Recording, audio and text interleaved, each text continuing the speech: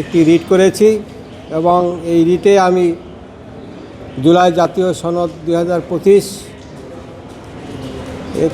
সংবিধানের সাথে কেন সাংঘর্ষিক হিসাবে ঘোষণা করা হবে না এই মর্মে আমি একটি রুল চেয়েছি এবং এই রুল শুনানি না হওয়া পর্যন্ত জুলাই জাতীয় সনদ 2025 এর কার্যক্রম স্থগিত চেয়েও প্রার্থনা করেছি। আজকে এই রিট পিটিশনটি ফাইল করেছি। আগামী সপ্তাহে ইনশাআল্লাহ শুনানি হবে। এই রিটে আমি চেয়েছি আমাদের গণপ্রজাতন্ত্রী বাংলাদেশ সরকারের যে সংবিধান, সেই সংবিধানের 7 অনুচ্ছেদ এবং 26 অনুচ্ছেদে বলা আছে এই সংবিধানের সাথে মিল নেই বা এই সংবিধানে কিছু সাথে নেই সেই সমস্ত কোনো বিষয়ে কোনো আইন বা কোনো কিছু করলে সেটা অসাংবিধানিক হিসাবে গণ্য হবে।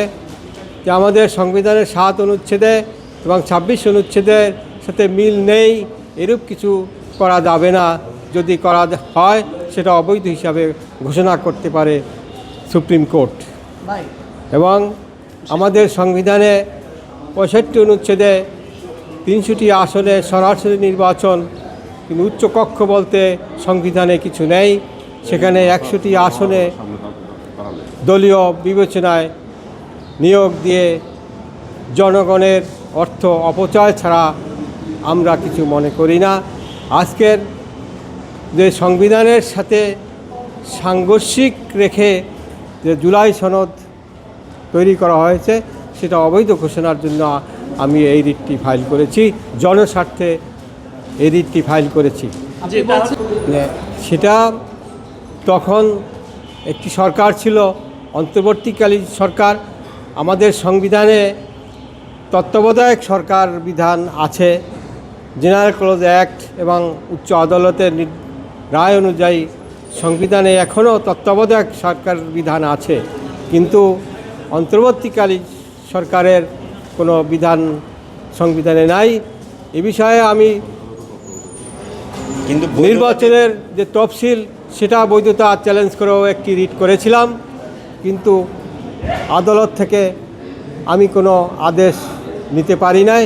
আমি শুনানি করেছিলাম, পরবর্তীতে আমি এই রিটটি করেছি।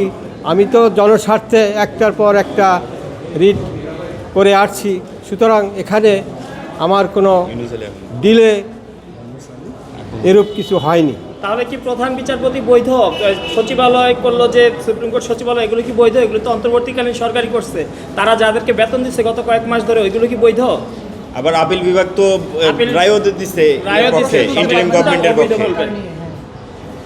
ইন্টারিম গভর্নমেন্টের পক্ষে এরূপ কোনো রায় হয় না অ্যাপিলের ডিভিশন থেকে।